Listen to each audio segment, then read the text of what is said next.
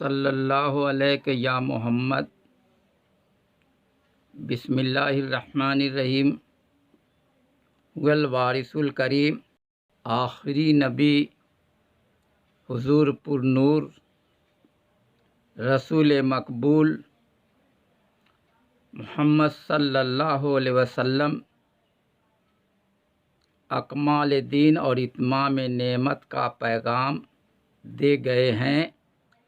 आप सल्लल्लाहु अलैहि वसल्लम ने मकारिम अखलाक और महासिनुल अफ़ाल की तबलीग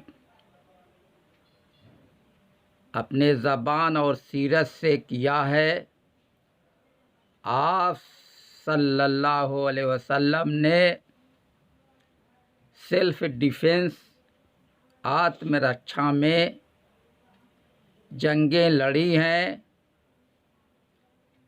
आप सल्लल्लाहु अलैहि वसल्लम ने अपने असहाब से फरमाया कि छोटे जिहाद से बड़े जिहाद की तरफ आओ। सुनन तिर्मिज़ी जिल्द 2 सफ़ा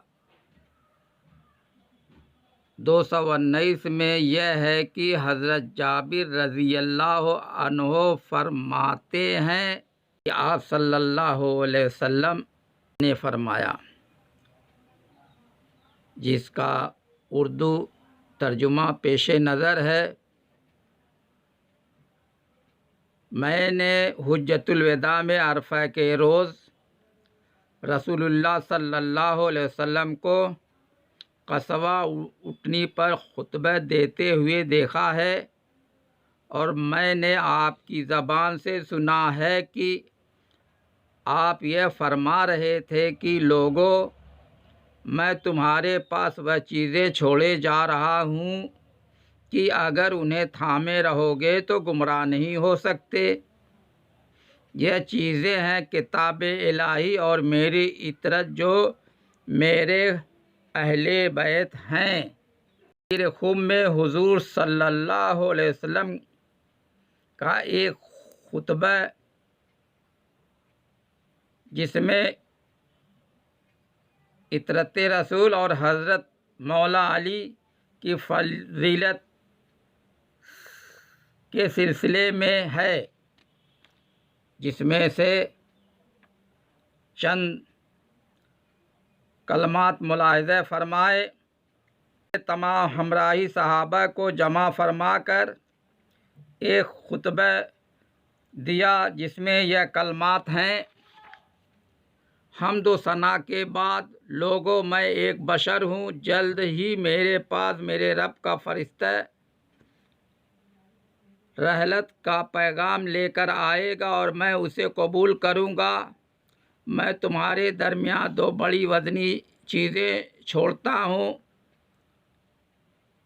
इनमें एक तो किताब इलाही है, जिसमें नूर और हिदायत है। अल्लाह की किताब को पकड़ो और मजबूती से पकड़े रहो।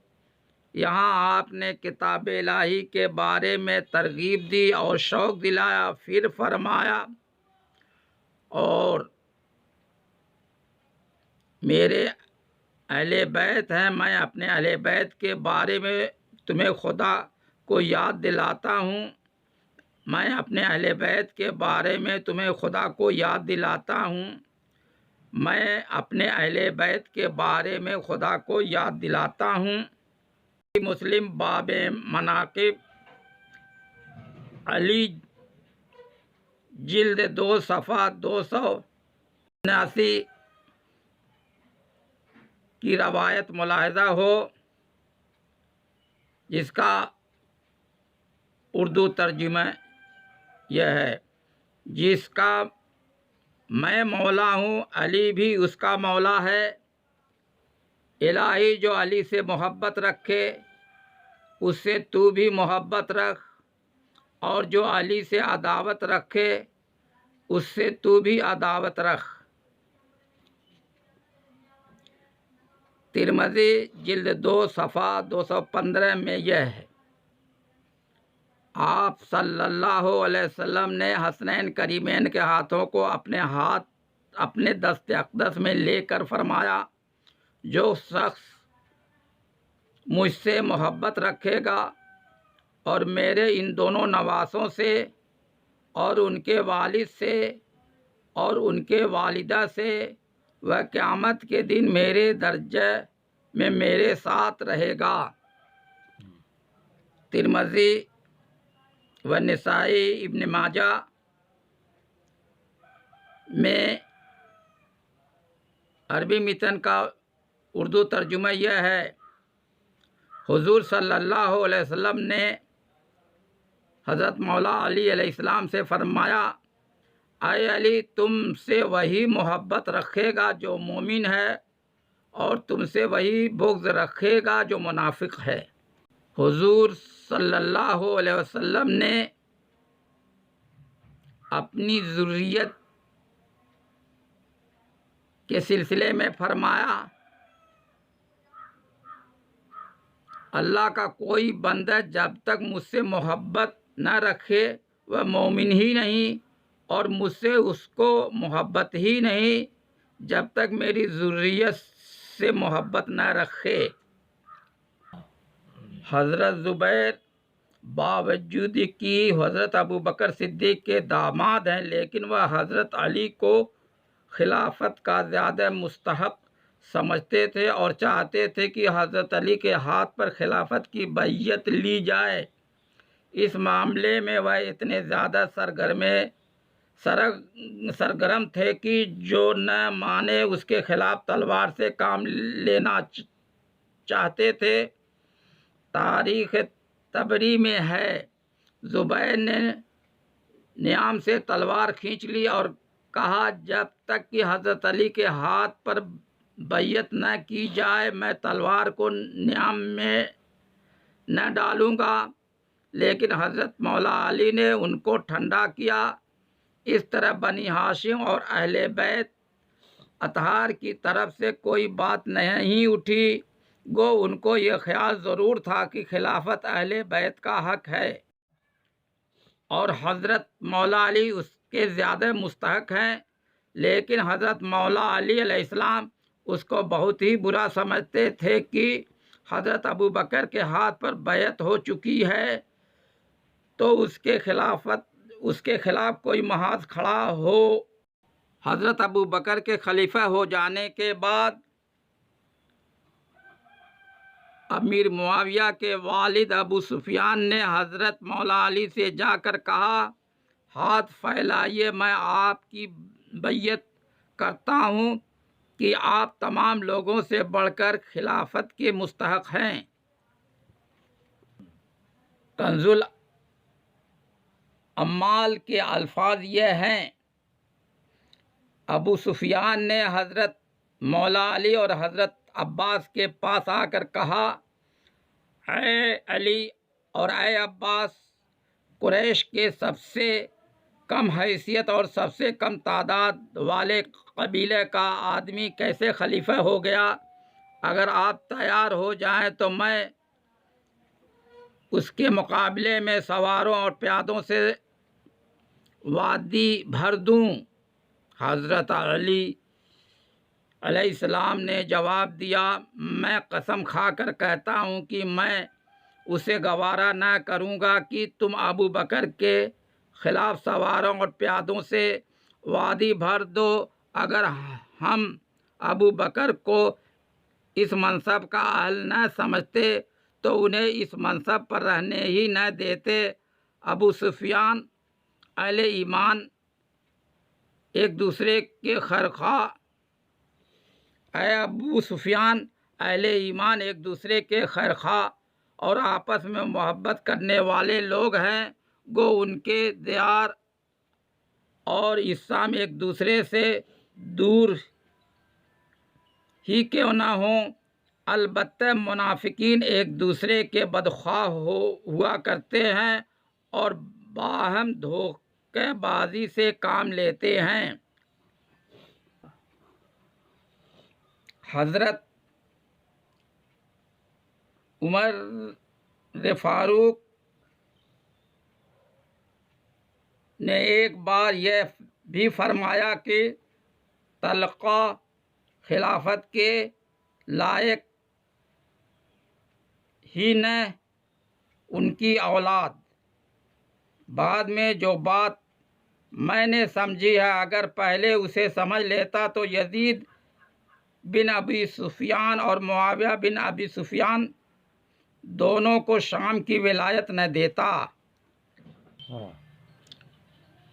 हज़रत उमर फ़ारूक तमामी इंतज़ामी और सियासी अमूर में हज़रत मौला अली अलैहिस्सलाम से मशवरे लिया करते थे। 34 बार यह इतराफ़ किया कि अगर हमारे दरमियान मौला अली न होते तो मैं हलाक हो जाता। यानी यह अल्फाज है, अगर अली न होते तो उमर हलाक हो जाता। हज़रत उमर ने फरमाया, यह लोग अली से क्यों किनारे हैं? बखुदा अली खिलाफत के लिए सबसे ज़्यादा मुनासिब हैं। अगर यह खलीफे हुए तो सबको राह हक़ पर कायम रखेंगे। हज़रत अली अलैहिस्सलाम से मरवी है कि रसूलुल्लाह सल्लल्लाहु अलैहि वसल्लम ने मुझसे अहद लिया है कि नाक़सीन और कासितीन और मारिकीन से कत्ताल करना। तारीख़ इस्लाम के मुताले से वाज़ह है कि हज़रत मौला अली अलैहिस्सलाम के दौरे खिलाफत में जंग जमल और जंग सिफ़ैन और जंग नहरवान हुई। इन जंगों में हज़रत मौला अली अलैहिस्सलाम हक़ पर थे और आपके मुखालिफीन नाहक पर थे। हुज़ूर सल्लल्लाहु अलैहि वसल्लम ने फरमाया, अम्मार को बागी जमात कत्ल करेगी। यह हदीस 10 से ज़्यादा सहाबा से मरवी है और मुस्नद अहमद, सही बुखारी व मुस्लिम, सुनन तिरमिज़ी व निसाई व बैहक़ी, मुस्नद अबू दाऊद, चारसी, मुस्नद अब्दुल्लाह बिन हारिस, मजमू तबरानी वगैरह में मज़कूर है। हज़रत अम्मार की शहादत 9 सफ़र सन 37 हिजरी को हुई। 10 सफ़र को बड़ी खूनरेज़ जंग हुई। मुआविया की फ़ौज शिकस्त खाना ही चाहती थी कि उन्होंने उमर बिन आस से कहा, अब क्या करना चाहिए? जवाब दिया, ऐसे मौके के लिए मैंने पहले ही से तदबीर सोच रखी थी और मशवरा दिया कि हमारी फ़ौज कुरान को नेज़ों पर बुलंद करके यह पुकारे, यानी यह हमारे और तुम्हारे दरमियान हकम है। इसका फ़ायदा यह हुआ कि हज़रत मौला अली की फ़ौज में फूट पड़ जाएगी। कुछ लोग कहेंगे यह बात मान ली जाए, कुछ लोग कहेंगे न मानी जाए। इससे ज़ाहिर है कि महज हज़रत मौला अली की फ़ौज में फूट डालना और तफ़रक़ा पैदा करना मकसूद था। कुरान मजीद को हकम बनाना सिरे से मकसूद ही न था। कुरान का नाम लेना महज एक सियासी चाल थी, जैसा कि हज़रत मौला अली ने फरमाया और अकाबिरीन दीन इमाम स्यूती वगैरह ने भी उसे फ़रेब ही कहा है। अमीर मुआविया के लश्कर ने कुरान मजीद नेज़ों पर बुलंद किया और हज़रत अली अलैहिस्सलाम के लश्कर से पुकार कर कहा कि यह कुरान हमारे और तुम्हारे दरमियान हकम है।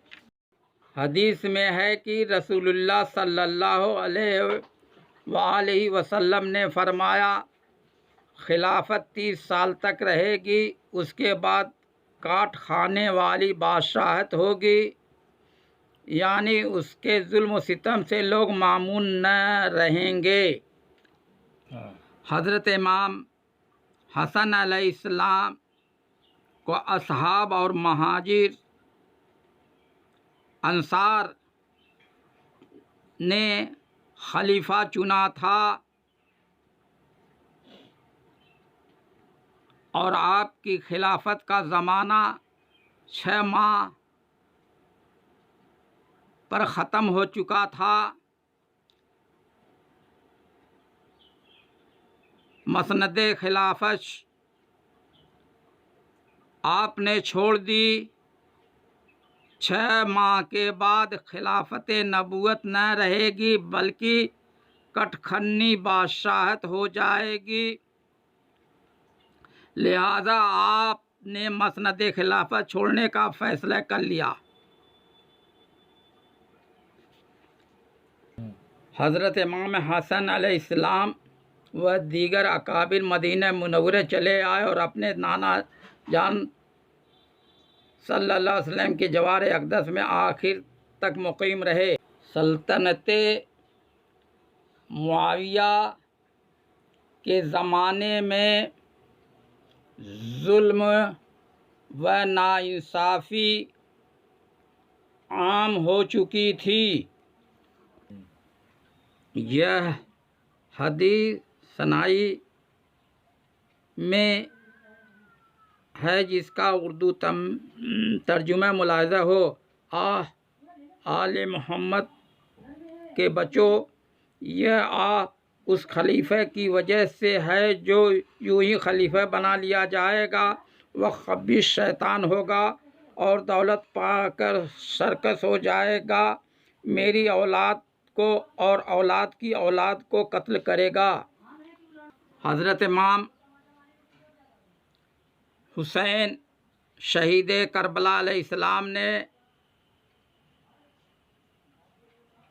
यह फरमाया है कि देखते ही हो कि हक पर अमल नहीं किया जाता और बातिल को छोड़ा ही नहीं जाता है।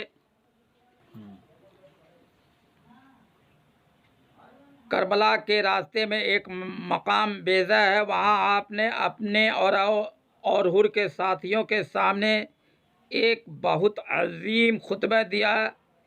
इसका तर्जुमा यह है, हम दो सलात के बाद लोगों, रसूलुल्लाह सल्लल्लाहु अलैहि वसल्लम ने फरमाया है, जिसने ऐसे बादशाह को देखा जो जालिम है, खुदा की हराम की हुई चीज़ों को हलाल ठहरा लिया है, खुदा के अहद को तोड़ता है, सुन्नत रसूल का मुखालिफ है, खुदा के बंदों पर गुनाह और अदवान के साथ हुकूमत करता है, लेकिन देखने वाले को इस पर अमलन व कौलन गैरत न आई तो अल्लाह को यह हक है कि बादशाह के साथ उसको भी जहन्नम में डाल दे। मैं तुम लोगों को आगाह करता हूँ कि उन लोगों ने शैतान की अताअत कबूल कर ली और रहमान की अताअत छोड़ दी है। खुदा की ज़मीन पर फितना व फसाद फैला रखा है, हुदूद इलाही पर अमल करना छोड़ दिया है, माल गनीमत में अपनों को तरजीह देते हैं, अल्लाह के हराम की हुई चीज़ों को हलाल और हलाल की हुई चीज़ों को हराम कर दिया है। यह इबारत तबरी सफ़ा 200 पर दर्ज है। हुजूर सल्लल्लाहु अलैहि वसल्लम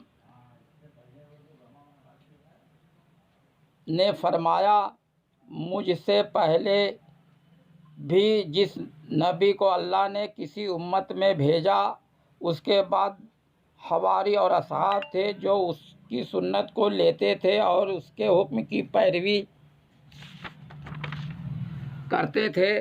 फिर यह बात है कि असहाब व हवारी के बाद उनकी जगह ऐसे लोग होते हैं और होंगे जो ऐसी बात बोलेंगे जिन पर उनका अमल नहीं और उन बातों पर अमल करेंगे जिनका उन्हें हुक्म नहीं दिया गया है। ऐसे लोग जो आदमी हाथ से जिहाद करे वह मोमिन है। ऐसे लोगों से जो आदमी हाथ से जिहाद करे वह मोमिन है और जो शख्स ज़बान से जिहाद करे वह भी मोमिन है। और जो आदमी दिल से जिहाद करे वह भी मोमिन है।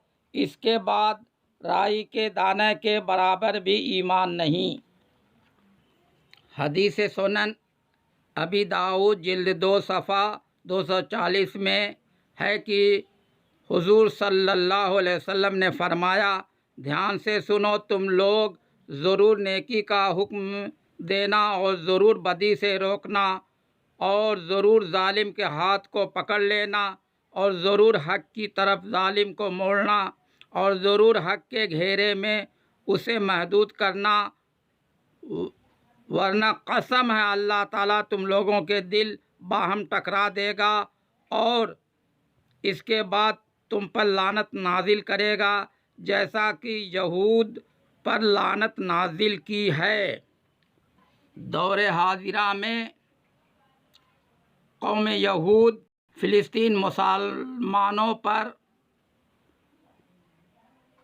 जुल्म सितम कर रही है।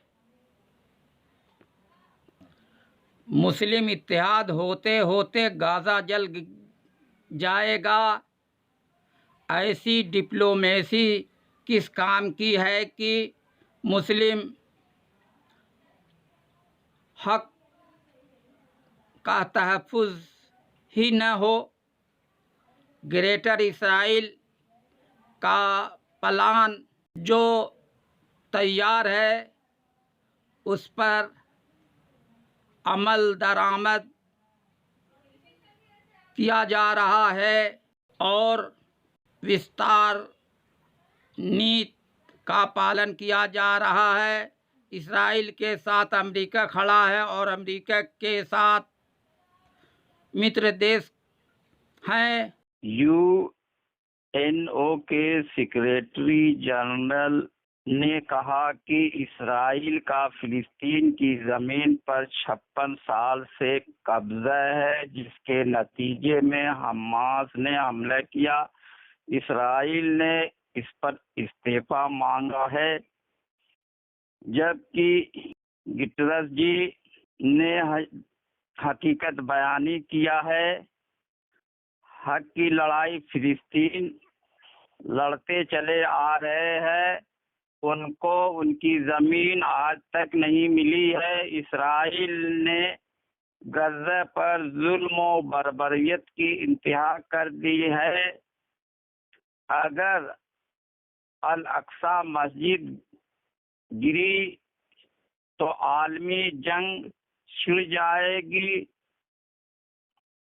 जो ग्रेटर इसराइल की प्लानिंग चल रही है और जो मस्जिद अक्सा के गिराने की प्लानिंग चल रही है, वह इसराइली हुकूमत की जानिब से है। इसराइल हुकूमत की जानिब से फिलिस्तीनियों पर जुल्म और नाइंसाफी हमास के हमले से पहले से जारी है। हमास का हमला एक बहाना है मस्जिद अक्सा को गिराकर हैकल सुलेमानी तामीर करना और ग्रेटर इसराइल बनाना इसराइली हुकूमत की प्लानिंग है। युद्ध करने का जुनून इजराइल के शासक और फौज में चरम सीमा पर पहुंच चुका है। हवाई, समंदरी और ज़मीनी हमले से सिर्फ हमास और हिज़्बुल्लाह जैसे संगठन का भारी नुकसान ही नहीं हुआ है, बल्कि फ़िलिस्तीनी अवाम का भी बेहद नुकसान हुआ है। हमास और हिज़्बुल्लाह के हमले से इजराइल का भी भारी नुकसान हुआ है। जन धन के साथ चर्च, अस्पताल, मस्जिदों को खंडहर बना दिया गया है। जनता दाने दाने की मोहताज हो गई है। पीने के लिए पानी नहीं मिल पा रहा है। भूखों को खाना नहीं मिल रहा है। बीमारों और जख्मियों के इलाज नहीं हो पा रहे हैं। हिंसा और नरसंहार से मानवता करा रही है। मानवता, उदारता, शांत सख्ती का उपदेश देने वाले दिखाई नहीं दे रहे हैं। ज़मीन पर खून बहाए जा रहे हैं। किसी पक्ष की तरफ से हो अत्याचार और अन्याय है, यही तो आतंकवाद है। सुपर पावर देश तमाशाई बने हुए हैं। जंग बंदी की पहल नाकाम हो चुकी है। तीसरे युद्ध छिड़ जाने की संभावना है। तीसरे युद्ध में दुनिया भर में बमबारी से तबाहियां और बर्बादियां इस कदर हो जाएगी कि 2/3 आबादी ख़त्म हो जाएगी। अभी तो रॉकेट, मिसाइल, गोला बारूद से हमले हो रहे हैं। इसके बाद परमाणु बम से हमले किए जाएंगे। जिस देश पर परमाणु बम मारा जाएगा वह देश भी जवाबी कार्रवाई में परमाणु बम मार सकता है। जिस देश पर बम वर्षा हुई है उसी देश के लोग अपनी आत्मरक्षा में संगठन बना लिए हैं। उनको भी सम्मान के साथ जीने का हक है। मानव अधिकार की दुहाई देने वालों से पूछें कि उन्होंने बम वर्षा क्यों किया। उनकी विस्तारवादी नीतियों के चलते आतंक और हिंसा को बढ़ावा मिला। विश्व शांति और विश्व कल्याण का राग अलापने वाले देशों में विश्व शांति और विश्व कल्याण के लिए खतरे बढ़ा दिए हैं।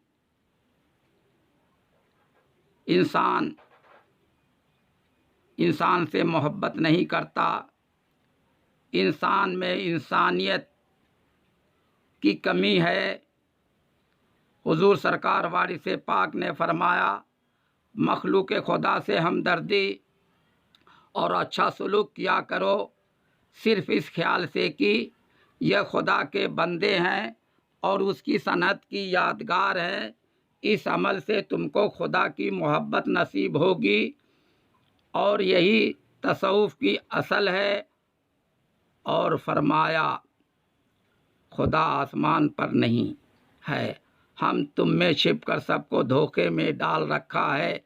बस एक सूरत को पकड़ लो, खुदा मिल जाएगा। और फरमाया, जो रब है वही राम है। हुजूर शहंशाह आलम पना ने हिंदू, मुसलमान, सिख, ईसाई, यहूदी, पारसी को अपने हल्के बैयत व हिदायत में लेकर उनकी तालीम और तरबियत फरमाई है।